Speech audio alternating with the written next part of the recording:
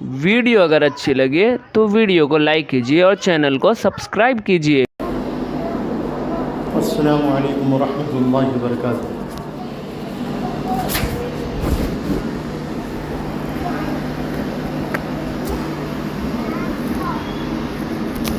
الحمد للہ نحمده ونستعینه ونستغفره ونؤمن به ونتوکل علیہ ونعوذ باللہ من شرور انفسنا ومن سیئات اعمالنا من يهده الله فلا مضل له ومن يضلله فلا هادي له ونشهد أن لا إله إلا الله وحده لا شريك له ونشهد أن سيدنا مولانا وحبيبنا وشفيعنا محمدا عبده ورسوله الذي يرسل بالحق بشيرا ونذيرا وداعيا إلى الله بإذنه وسراجا منيرا. أما بعد فأعوذ بالله من الشيطان الرجيم. بسم الله الرحمن الرحيم.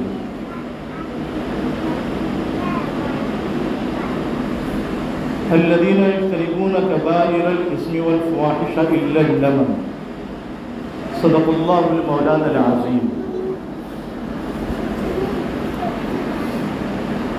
وعن أبي هريرة رضي الله تعالى عنه قال قال رسول الله صلى الله عليه وسلم الإيمان بضع وسبعون شعبة فأفضلها قول لا إله إلا الله وأدناها إماتة الأذى عن الطريق والحياء شعبة من الإيمان. رواه مسلم.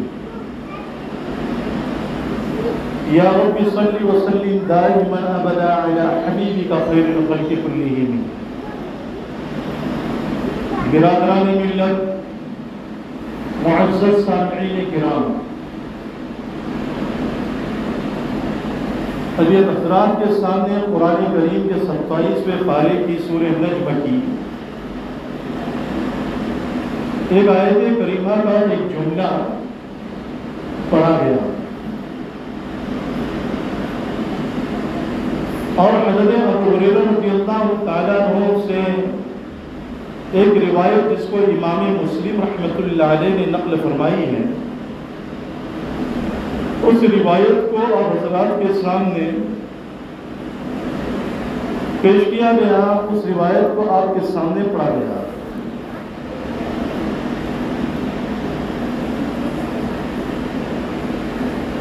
آیت کریمہ میں اللہ رب العزت نے بیان فرمایا وہ لوگ جو بڑے گناہوں سے بچتے ہیں اور بے حیائی کے گناہوں سے بچتے ہیں اور چھوٹے چھوٹے گناہ کبھی ان سے صادر ہو جاتے ہیں تو اللہ رب العزت ان کو بھی جانتا ہے اور اللہ رب العزت اس وقت کو بھی جانتا ہے جبکہ اللہ نے تم کو پیدا کیا تھا مٹی سے، اس حال میں کہ تم ماؤں کے پیٹوں میں موجود تھے۔ فَلَا تُزَكُّوا أَنفُسَكُمْ هُوَ أَعْلَمُ بِمَنِ اتَّقَىٰ. اپنے نفس کا تزکیہ بیان مت کرو، اللہ رب العزت جانتے ہیں کہ تم میں اللہ سے ڈرنے والا، خوف رکھنے والا کون شخص ہے۔ اور جو روایت حضرت ابو ہریرہ رضی اللہ تعالیٰ عنہ کی تلاوت کی گئی، اس روایت میں اللہ کے رسول حضرت محمد صلی اللہ تعالیٰ علیہ وسلم نے یہ بات بیان فرمائی، ایمان کی 70 سے اوپر کچھ شاخیں ہیں، ان میں سب سے افضل شاخ لا الہ الا اللہ ہے، اور ادنا شاخ ان میں راستے سے تکلیف دینے والی چیزوں کا ہٹا دینا ہے۔ اماطۃ الاذی عن الطریق والحیاء شعبۃ من الایمان، اور حیا یہ بھی ایمان کا ایک شعبہ ہے، ایک شاخ ہے۔ اصل جو چیز آپ کے سامنے بیان کرنی ہے وہ حیا کے تعلق سے بیان کرنی ہے۔ اس حدیث پاک میں اللہ کے رسول علیہ الصلوۃ والتسلیم نے ایمان کی افضل شاخ کو، اعلیٰ شاخ کو بھی بیان کر دیا اور ادنا شاخ کو بھی بیان کر دیا۔ سب سے افضل شاخ کیا ہے؟ لا الہ الا اللہ محمد الرسول اللہ کی گواہی دینا اور اسی پر جمے رہنا، اور سب سے ادنا شاخ یہ ہے کہ ایک آدمی راستے سے چل رہا ہے پر راستے میں تکلیف دینے والی چیز آپ کو نظر آ گئی، راستے میں کانٹا پڑا ہوا تھا، آپ نے اس کو ہٹا کر کے جو ہے نا ایک طرف کر دیا، راستے میں پتھر پڑا ہوا تھا، آپ نے اس کو ہٹا کر کے ایک طرف کر دیا تاکہ بعد میں آنے والوں کو ٹھوکر نہ لگے۔ رات کا وقت ہوتا ہے تو بعض دفعہ کانٹا بھی چبھتا ہے، روشنی وغیرہ نہ ہو یا روشنی بھی ہو مکمل نہ ہو، اندھیرا ہو، تو آدمی بڑے پتھر سے ٹھوکر کھا کر کے نیچے گر سکتا ہے، تو اس کو بھی ہٹا دینا۔ یا جو ہے جیسے بہت سے لوگ جو ہے درخت کے نیچے بیٹھتے ہیں، وہاں پر جو ہے نہ تھوکنا اور اسی طریقے سے وہاں پر گندگی نہ کرنا، اگر گندگی پڑی ہو تو اس کو ہٹا دینا، اور اگر کوئی شخص تھوک رہا ہے تو اس کو منع کر دینا۔ یہ جو ہے نا ایمان کی ادنا شاخ ہے۔ اور آگے اللہ کے رسول صلی اللہ علیہ وسلم نے بیان فرمایا والحیاء شعبۃ من الایمان، اور حیا بھی ایمان کا ایک حصہ ہے۔ سب سے پہلے تو جو ہے یہ بات سمجھنی ہے کہ حیا کس کو کہتے ہیں۔ حیا جو ہے دل کے اندر نامناسب کاموں سے رکاوٹ کا پیدا ہو جانا، انقباض کا پیدا ہو جانا، اس کا نام ہے حیا، جس کا ہم اردو میں ترجمہ کرتے ہیں شرم۔ جس آدمی کے اندر حیا اور شرم ہوتی ہے وہ بہت سی برائیوں سے بچتا ہے، چاہے وہ چھوٹی برائی ہو، چاہے وہ بڑی برائی ہو، چاہے وہ کیسی بھی برائی ہو، تو آدمی جو ہے نا اس چیز سے جو ہے نا بچتا ہے۔ کیوں بچتا ہے؟ اس لیے کہ گناہ کرے گا تو اس کے نقصان سامنے آئیں گے، بڑا گناہ کرے گا تو بڑے نقصان کے نتیجے سامنے آئیں گے، بڑے گناہوں کے نتیجے سامنے آئیں گے، چھوٹے گناہ کرے گا تو چھوٹے نقصانات سامنے آئیں گے، ان کا نتیجہ بھی جو ہے سامنے آئے گا۔ تو جس آدمی کے اندر حیا اور شرم ہوتی ہے وہ آدمی یقیناً گناہوں سے بچتا ہے۔ امام راغب رحمۃ اللہ علیہ نے مفردات القرآن میں اور امام اسیر رحمۃ اللہ علیہ نے اپنی کتاب نہایہ میں یہ بات نقل فرمائی ہے کہ بے حیائی ہر ایسے برے کام کو کہتے ہیں کہ جس برائی کا اثر دور تک کے پہنچے، یعنی ایک طرف آدمی گناہ کر رہا ہے، برائی کر رہا ہے، تو اس کا اثر دوسروں کو بھی پہنچے، دوسرا آدمی بھی اس برائی کے اندر مبتلا ہو جائے، دوسرا آدمی بھی جو ہے نا اس گناہ کے اندر مبتلا ہو جائے۔ اور اس مفہوم عام کے اعتبار سے ہر بڑا گناہ اس کے اندر شامل ہے، چاہے اس برائی کا تعلق یا اس گناہ کا تعلق ہمارے اقوال سے ہو یا ہمارے افعال سے ہو یا ہمارے ظاہر سے ہو یا ہمارے باطن سے ہو یا ہمارے قلب سے ہو یا ہمارے دماغ سے ہو یا ہمارے دل سے ہو، اس کا نام ہے بے حیائی۔ اور جب اس کا تعلق اقوال سے ہوا، افعال سے ہوا، ظاہر سے ہوا، باطن سے ہوا، قلب سے ہوا، دماغ سے ہوا، دل سے ہوا، اگر اقوال سے ہے تو اس میں زبان کا دخل ہے، اگر افعال سے ہے تو اس میں ہمارے ہاتھوں کا دخل ہے، پیروں کا دخل ہے، ہمارے جسم کے ایک ایک حصے کا جو ہے دخل ہوتا ہے۔ اور اگر ہمارے ظاہر سے ہو تو ہماری آنکھوں کا تعلق اس سے ہوا، کانوں کا تعلق اس سے ہوا، زبان کا تعلق اس سے ہوا، ناک کا تعلق اس سے ہوا، زبان کے ہر حصے کا اس سے تعلق ہوا۔ اور اگر باطن سے ہو تو اس کا تعلق، اگر اس کا تعلق دل سے ہو تو اس میں جو ہے نا حسد کرنا، ایک کا دوسرے سے جلنا، کینہ کرنا، بغض رکھنا، عداوت رکھنا، آپس میں بیر رکھنا، یہ ہم نے جو ہے ان تمام چیزوں کو نہیں سمجھا اور ہم نے ان کو جو ہے عمل میں نہیں لایا، تو اس بات کو یاد رکھو کہ اللہ رب العزت کے دربار میں ہماری پکڑ ہوگی۔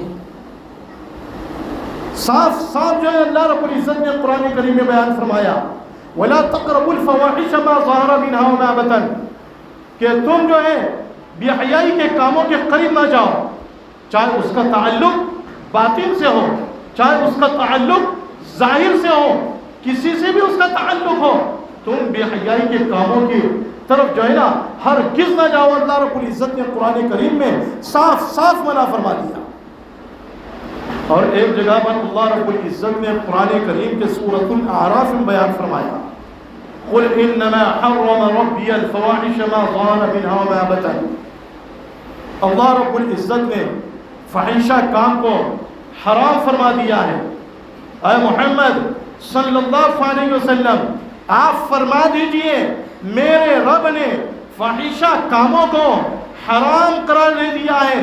اس فحش کا تعلق چاہے ظاہر سے ہو، چاہے اس فحش کا تعلق باطن سے ہو، چاہے اس گناہ کا تعلق ہمارے ظاہری اعضاء سے ہو، جسم کے ظاہری حصے سے ہو، چاہے اس برائی کا تعلق ہمارے دل سے ہو، چاہے اس برائی کا تعلق ہمارے دل و دماغ سے ہو، اللہ رب العزت نے تمام برائیوں سے منع فرما دیا ہے۔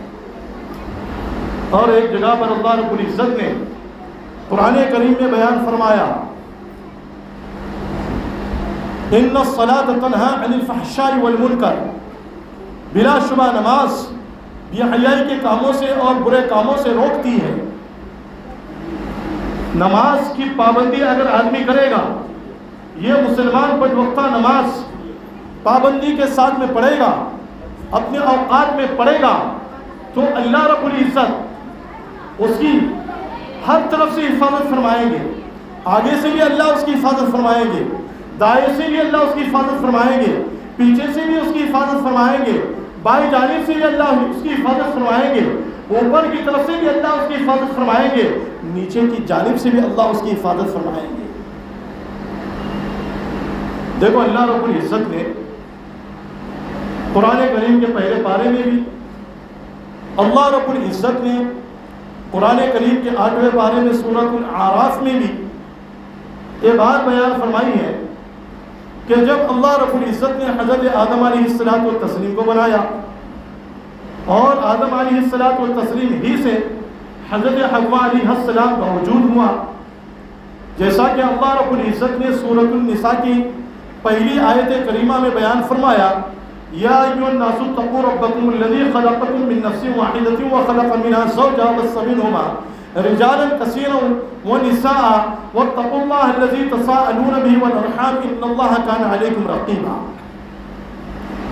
تو اللہ رب العزت نے حضرت آدم علیہ السلام کو اور حضرت حوا علیہ السلام کو پیدا کرنے کے بعد میں ایک نصیحت فرمائی، وَلَا تَقْرَبَا هَذِهِ الشَّجَرَةَ فَتَكُونَا مِنَ الظَّالِمِينَ، کہ تم دونوں اس درخت کے قریب نہ جانا۔ مطلب کیا ہے؟ مثال کے طور پر آم کے بہت سارے درخت تھے، ان میں سے آم کے ایک درخت کی طرف اللہ نے اشارہ کر کے بیان فرما دیا کہ اس درخت کے قریب نہ جانا، یعنی اس درخت کے طرح جتنے بھی درخت ہیں ان درختوں کے قریب نہ جانا۔ یہ مطلب نہیں تھا کہ صرف ایک ہی درخت کے قریب نہ جانا، جیسا کہ بعض لوگوں نے اس چیز کو ایسے ہی سمجھ لیا ہے، اور اللہ رب العزت نے قرآن کریم میں تعین بھی نہیں بیان فرمائی ہے کہ بھائی وہ درخت کس کا تھا، کون سے پھل کا تھا، کون سے اناج کا درخت تھا، کون سی قسم کا درخت تھا، آم کا درخت تھا، کھجور کا درخت تھا، یا بھنس کا درخت تھا، یا گھیوں کے جھاڑ تھے، یا انجیر کا درخت تھا۔ یہ اللہ رب العزت نے تعین نہیں بیان فرمائی ہے، بلکہ اللہ رب العزت نے مطلقاً بیان فرمایا اس درخت کے قریب نہ جانا۔ اب دیکھو، اب کچھ دن ایسے ہی گزر گئے، گزرنے کے بعد میں شیطان حضرت حوا علیہ السلام کے پاس میں آیا۔ اب چونکہ وہ تو پہلے سے ہی دشمن تھا، سجدہ کرنے کے لیے کہا گیا تھا، سجدہ نہیں کیا، کیونکہ تمام مخلوق کو اس وقت میں حکم تھا، تو اس نے سجدہ نہیں کیا۔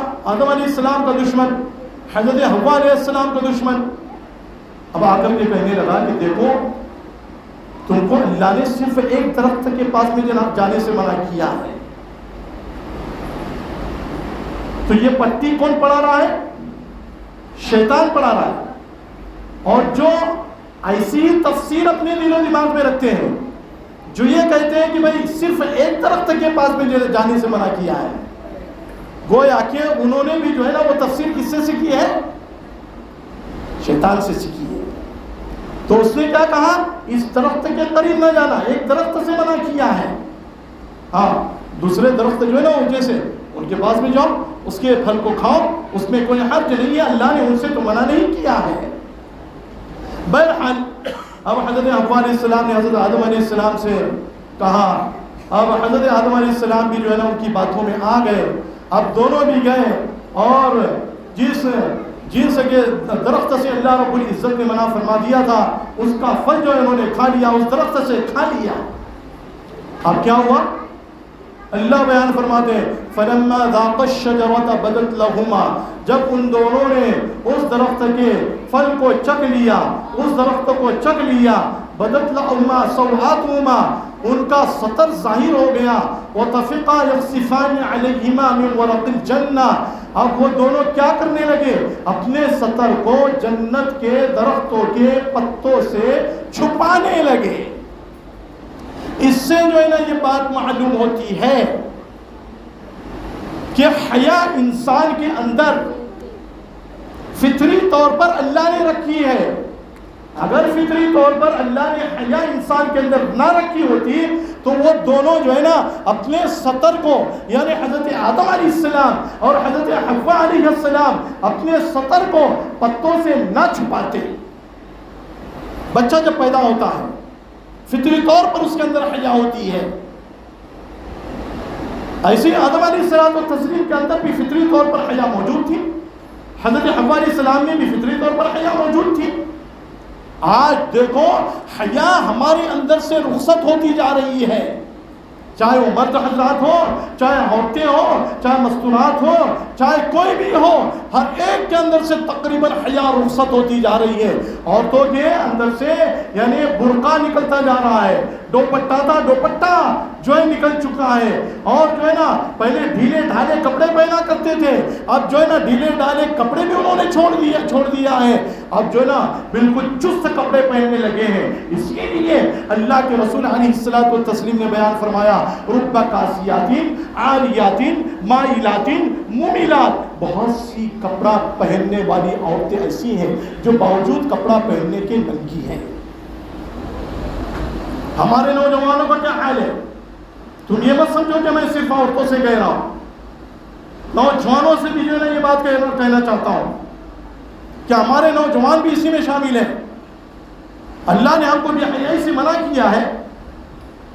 آج ہم مسجد میں حاضر ہو رہے ہیں، ہمارا لباس کیسا ہے، ہمارا شرٹ کیسا ہے، ہماری پینٹ کیسی ہے، کہ ہم اللہ کے دربار میں آ کر کے ادب کے ساتھ میں، تواضع کے ساتھ میں، انکساری کے ساتھ میں، خشوع کے ساتھ میں، خضوع کے ساتھ میں کھڑے ہوتے ہیں یا نہیں کھڑے ہوتے ہیں، ہمارا پورا جسم ڈھکا ہوا ہوتا ہے یا نہیں ہوتا ہے، ہماری پینٹیں دیکھو کیسی ہوتی ہے، سجدے میں جا رہے، رکوع میں جا رہے، پیچھے سے سطر کھل رہا ہے، لیکن ذرہ برابر بھی احساس نہیں ہوتا ہمیں کہ ہماری نماز ہو رہی یا نہیں ہو رہی ہے. ہماری اپنی نماز میں بھی خلل، دوسروں کی نماز میں بھی خلل. اللہ نے گناہوں سے بچنے کے لیے بیان فرمایا ہے. بھائی اللہ نے سود کھانے سے کسے منع کیا ہے؟ ایمان والوں سے منع کیا. اللہ نے بے حیائی سے کینے منع کیا ہے؟ اللہ نے ایمان والوں سے منع فرمایا. اللہ نے جو ہے نا غیبت کرنے سے کینے منع کیا ہے؟ اللہ نے جو ہے ایمان والوں کو منع کیا ہے. اللہ نے ایمان والوں کو غیبت کرنے سے روکا ہے. یا ایھا الذین آمنوا اجتنبوا کثیرا من الظن ان بعض الظن اثم ولا یغتب بعضکم بعضا. اللہ نے ناجائز مذاق کرنے کے لیے کن کو منع فرمایا؟ یا ایھا الذین آمنوا لا یسخر قوم من قوم. اے ایمان والو، تم آپس میں دوسروں سے جو ہے نا ہنسی مذاق نہ کیا کرو. یہ اللہ ایمان والوں سے بیان فرما رہے ہیں، کسی اور سے اللہ منع نہیں فرما رہے ہیں. آج دیکھو مسلمان پریشان حال ہے، گناہوں پر گناہ کرتے جا رہا ہے، جرت پر جرت کرتے جا رہا ہے، ہمت پر ہمت کیے جا رہا ہے، اور سمجھ رہا ہے کہ اللہ کی مدد ہمارے ساتھ میں شامل حال ہوگی، اور بدر کی طرح اللہ کی نصرت اور مدد ہمارے ساتھ میں ہمارے اوپر نازل ہوگی. ایسا ہرگز نہیں ہو سکتا ہے. صحابہ نے پوری زندگی سنت کے مطابق عمل کیا ہے، اللہ کے احکام پر عمل کیا ہے، تب جا کر کے جو ہے صحابہ کے ساتھ میں اللہ کی نصرت اور مدد نازل ہوئی. فضائے بدر پیدا کر فرشتے تیری نصرت کو اتر سکتے ہیں گردوں سے قطار اندر قطار ابھی. جیسے صحابہ پر نازل ہوئے تھے مدد کرنے کے لیے فرشتے، ویسے آج بھی وہ فرشتے آ سکتے ہیں، لیکن ضروری ہے کہ ہم اللہ کے حکام پر عمل کرنے والے ہو جائیں. اور ہم یہ سمجھتے ہیں کہ بھئی ہمارے ساتھ میں اللہ کی مدد شامل حال ہوگی.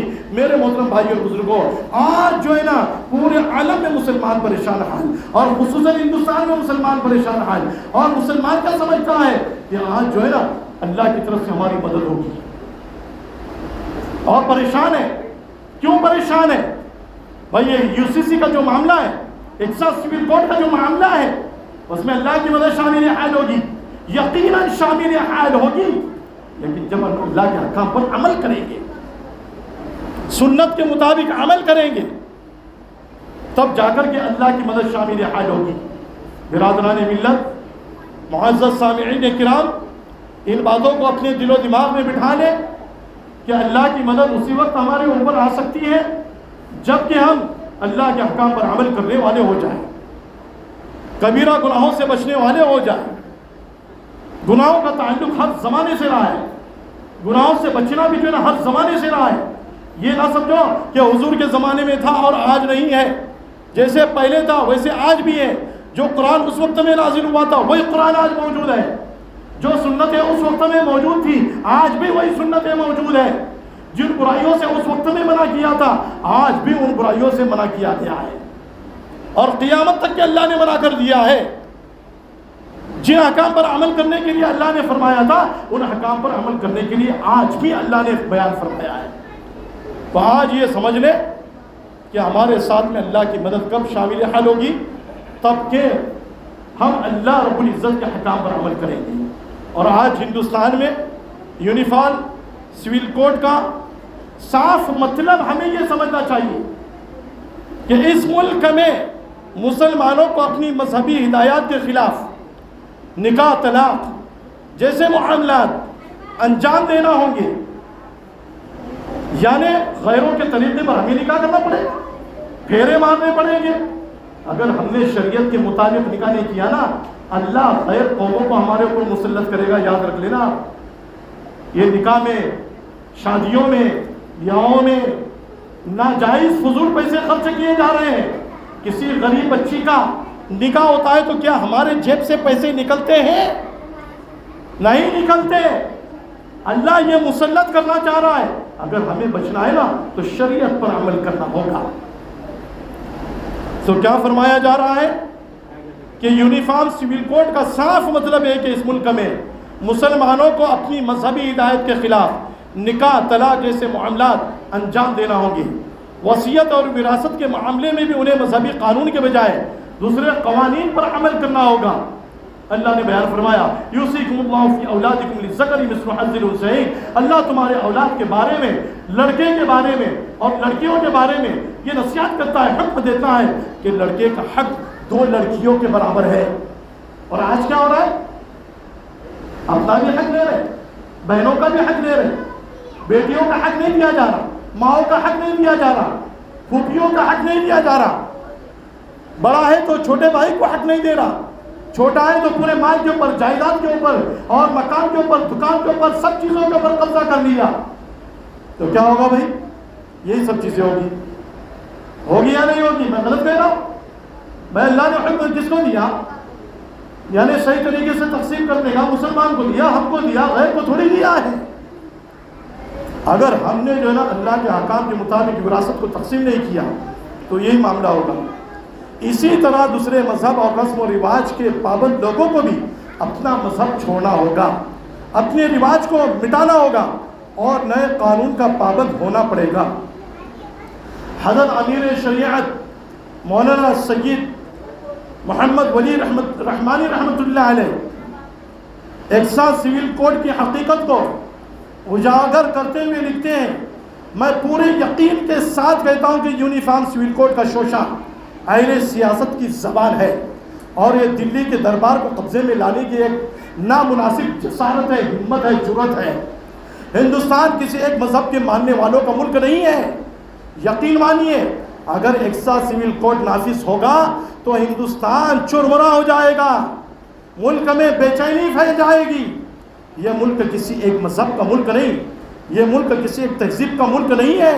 اللہ کا بڑا کرم ہے, اس ملک میں اللہ نے الگ الگ مذہب دیے ہیں, دیے یا نہیں دیے؟